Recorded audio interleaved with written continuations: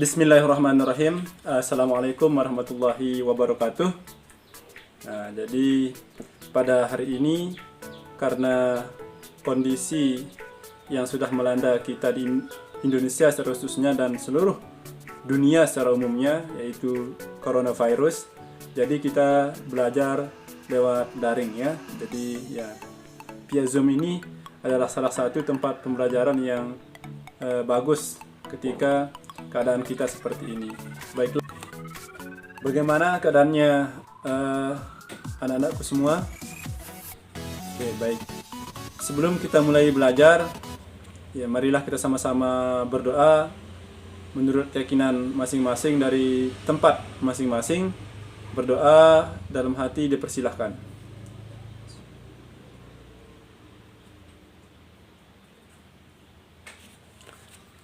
Berdoa selesai. Oke, baiklah. Ya, setelah Pak Guru lihat ada beberapa yang masih belum online, mungkin ada kendala. Kita tunggu ya. Tetapi yang sudah masuk ini, apakah ada kendala jaringan atau bagaimana? Ya, baguslah kalau lancar. Dan teman-teman yang belum masuk nanti menyusul ya. Kita langsung saja pembelajarannya hari ini. Oke, baiklah. Karena ini pembelajaran kita ya pertama dalam mata pelajaran ini, ada yang sudah melihat mata pelajarannya enggak? Apa pelajaran kita hari ini? Ya, bagus. Jadi, pelajaran kita hari ini adalah belajar tentang sejarah atau mata pelajaran sejarah. Ya, jadi kalau kita belajar tentang sejarah, anak-anak semua, bukan saja kita menghayal atau berimajinasi ya, akan tetapi bagaimana ketika kita belajar sejarah, kita bisa mengetahui masa lampau. Dengan masa lampau tersebut, kita bisa menyusun masa depan yang lebih baik. Jadi, silahkan anak-anakku semua ya, kita belajar sejarah, kita harus semangat ya. Jadi, pembelajaran kita hari ini tentang sejarah, yaitu kita belajar tentang bagaimana pola kehidupan manusia pada zaman praaksara. Seperti itu ya.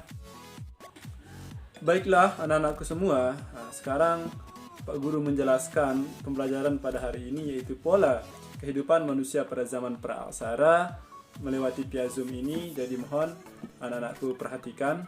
Yang pertama yaitu masa berburu dan mengumpulkan makanan. Masa berburu dan mengumpulkan makanan ini dibagi menjadi dua, yaitu masa berburu dan mengumpulkan makanan tingkat sederhana, dan yang kedua yaitu masa berburu dan mengumpulkan makanan tingkat lanjut. Jadi Pak Guru yang pertama menjelaskan tentang masa berburu dan mengumpulkan makanan tingkat sederhana. Jadi kehidupan masyarakat atau kehidupan penduduk pada masa ini sangat sederhana sekali, sepenuhnya tergantung pada alam lingkungannya.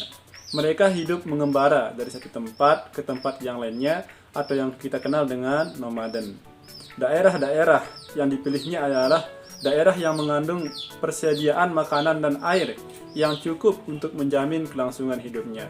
Jadi ketika manusia pada zaman praaksara, pada masa food gathering, yaitu masa berburu dan mengumpulkan makanan tingkat sederhana ini, mereka mencari tempat tinggal yang tidak jauh dengan air, karena sangat dibutuhkan untuk memenuhi kebutuhan hidupnya.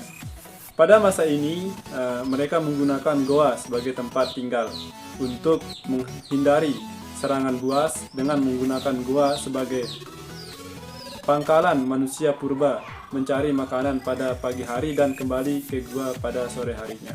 Jadi, kehidupan manusia pada zaman itu, pada pagi harinya mereka keluar untuk mencari makanan dan kembali pada sore harinya, seperti itu. Jadi kegiatan masyarakat pada saat itu, laki-laki keluar untuk berburu, sedangkan perempuan hanya bisa mencari makanan di sekitarannya saja. Mereka, kalau yang laki-laki itu berkelompok dalam berburu, dan nanti hasilnya itu. Dan pada masa berburu dan mengumpulkan makanan tingkat sederhana ini, ternyata manusia pada saat ini sudah menemukan api, yang dimana fungsi dari api ini adalah untuk memasak, dan yang lainnya, dan yang kedua yaitu untuk mengusir binatang buas, seperti itu. Dan ternyata pada masa berburu dan mengumpulkan makanan tingkat sederhana ini, ternyata manusia sudah menemukan api untuk memenuhi kebutuhan hidupnya seperti memasak dan berburu. Selanjutnya adalah masa berburu dan mengumpulkan makanan tingkat lanjut. Sebenarnya kehidupan manusia pada zaman ini tidak jauh berbeda dengan kehidupan nomaden atau berburu mengumpulkan makanan tingkat sederhana. Akan tetapi yang menjadi perbedaannya adalah di sini manusia sudah bisa hidup lebih lama di suatu tempat, sebab manusia sudah bisa mengumpulkan makanan lebih banyak seperti itu. Atau zaman ini dikenal dengan semi nomaden. Dan sebelum Bapak Guru lanjut, mungkin ada pertanyaan. Oke. Saya catat ya. Oke. Pertanyaannya tentang bagaimana kegiatan masyarakat pada saat itu. Oke, jadi kegiatan masyarakat pada saat itu dan manusia pada zaman itu sudah mengenal yang namanya bercocok tanam. Ya, walaupun hasilnya tidak semaksimal yang kita pikirkan, akan tetapi manusia pada zaman itu sudah mengenal yang namanya bercocok tanam, walaupun mereka masih berpindah dari satu tempat ke tempat yang lainnya seperti itu ya. Oke, baiklah kita lanjut ya ke penjelasan selanjutnya. Ya, selanjutnya tadi Pak Guru sudah menjelaskan tentang pola kehidupan manusia pada zaman mengumpulkan dan meramu makanan tingkat sederhana dan tingkat lanjut atau yang kita kenal dengan food gathering. Dan yang sekarang, yang kedua, Pak Guru akan menjelaskan tentang pola kehidupan manusia pada zaman food producing seperti itu. Pada zaman food producing ini, di mana manusia pada zaman itu sudah tidak berpindah-pindah lagi seperti masa sebelumnya. Jadi manusia pada zaman ini sudah hidup menetap seperti itu. Dan manusia pada zaman food producing ini sudah bisa bercocok tanam dan bisa menjinakkan hewan untuk membantu mereka bekerja seperti kerbau, sapi, anjing dan lain-lainnya itu dijinakkan untuk membantu mereka bekerja. Nah, dan bagaimana kehidupan sosial pada zaman food producing ini, yang dimana manusia sudah bisa saling membantu, yaitu dengan bergotong royong, dan manusia sudah bisa bersawah dan bisa memanfaatkan hutan untuk bercocok tanam. Dan manusia juga pada zaman itu sudah terorganisir kehidupan sosialnya. Setidak-tidaknya mereka sudah memiliki kepala suku untuk memimpin suatu perkelompokan dari perkumpulan manusia pada zaman itu. Nah, kehidupan ekonomi pada zaman ini juga ternyata manusia pada zaman itu sudah mengenal yang namanya barter. Ketika mereka membutuhkan barang tetangganya dan tetangganya membutuhkan barangnya, maka itulah yang membuat mereka berinisiatif untuk barter. Lama-kelamaan maka untuk melakukan transaksi barter ini mereka membentuk suatu pasar. Nah, di sanalah tempat mereka untuk melakukan interaksi barter tersebut. Dan adapun budaya dan alat yang dihasilkan pada zaman food producing ini, pola bercocok tanamnya itu sudah meningkat. Yang semulanya mereka hanya menanam ubi-ubian, akan tetapi pada zaman ini mereka sudah bisa menanam seperti halnya padi, dan mereka sudah bisa membuat perkakas yang lebih efektif dan efisien seperti kapak lonjong, mata panah, gerabah, dan perhiasan seperti ini. Oke, selanjutnya yang ketiga yaitu kehidupan masyarakat pada masa perundagian. Yang dimana pada masa perundagian ini masyarakat sudah bisa membuat bahan atau alat-alat dari logam, besi, seperti itu. Akan tetapi manusia pada masa perundagian ini, walaupun mereka sudah bisa memanfaatkan atau membuat alat dari besi atau besi dan logam, mereka tidak menghilangkan 100% tentang pembuatan alat dari batu seperti itu, karena tidak semua masyarakat pada zaman itu sudah bisa membeli bahan dari logam dan tembaga tersebut. Hanya ada beberapa orang yang bisa membeli, yang mampu membeli tembaga dan logam itu digunakan untuk membuat bahan-bahan atau alat-alat untuk seperti berburu dan yang lain sebagainya. Dan bagaimana kehidupan sosial pada zaman perundagian ini? Nah, di mana manusia pada zaman itu sudah mengenal norma-norma, berarti mereka sudah ada hukum-hukum yang harus ditaati pada zaman itu, sehingga kehidupan pada zaman itu sudah lebih teratur daripada sebelumnya. Maka bahkan pada zaman itu juga mereka sudah memiliki pemimpin untuk istilahnya mengkoordinir tentang suatu kelompok tersebut.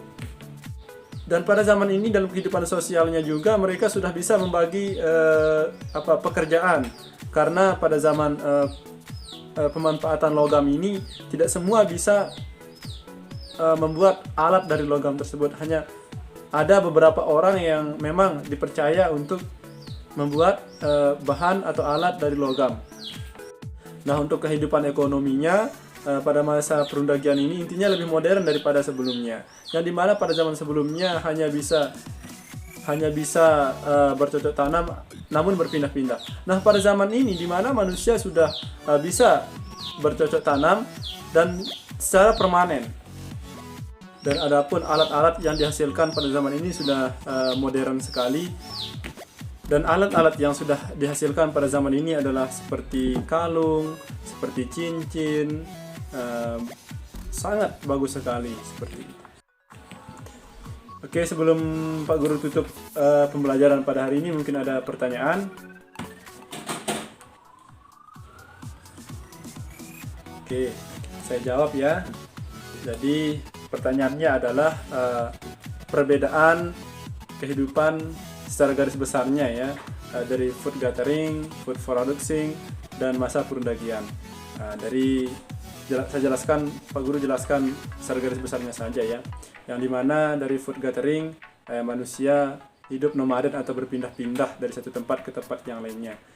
Ketika sudah habis makanan di sekitaran tempatnya tinggal, maka mereka pindah ke tempat yang lainnya karena dia tidak terlalu bisa memanfaatkan sumber daya alam yang ada di sekitarannya. Berbeda dengan food producing, mereka sudah bisa bercocok tanam walaupun tidak semaksimal apa yang dihasilkan pada masa perundagian seperti itu.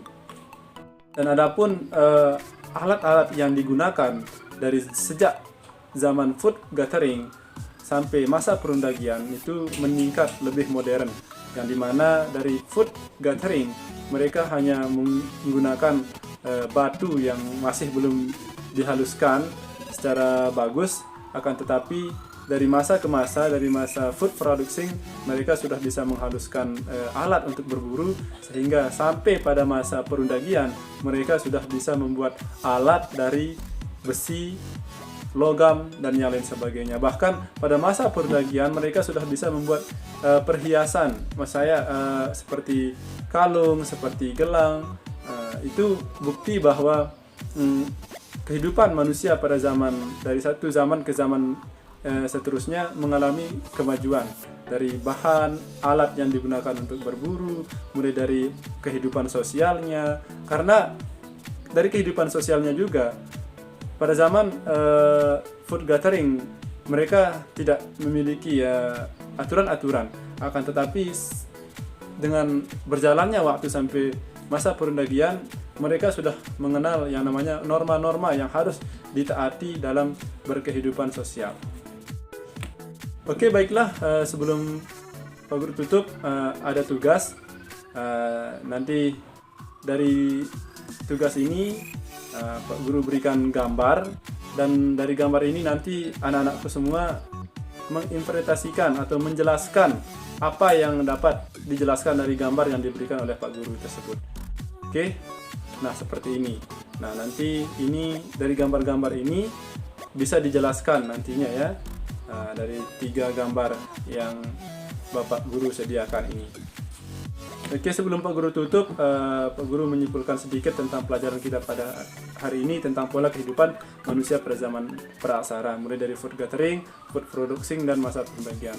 Jadi kesimpulannya adalah bagaimana dari masa food gathering sampai masa pembagian manusia mengalami perubahan yang sangat luar biasa dari hal yang sangat sederhana menjadi hal yang lebih modern. Oke, mungkin sampai di sini saja. Sampai ketemu di pembelajaran berikutnya. Mudah-mudahan kita tetap dalam keadaan sehat walafiat untuk mengikuti pelajaran selanjutnya, dan kita akhiri dengan sama-sama melapaskan alhamdulillah. Sekian untuk pembelajaran kita pada pagi hari ini.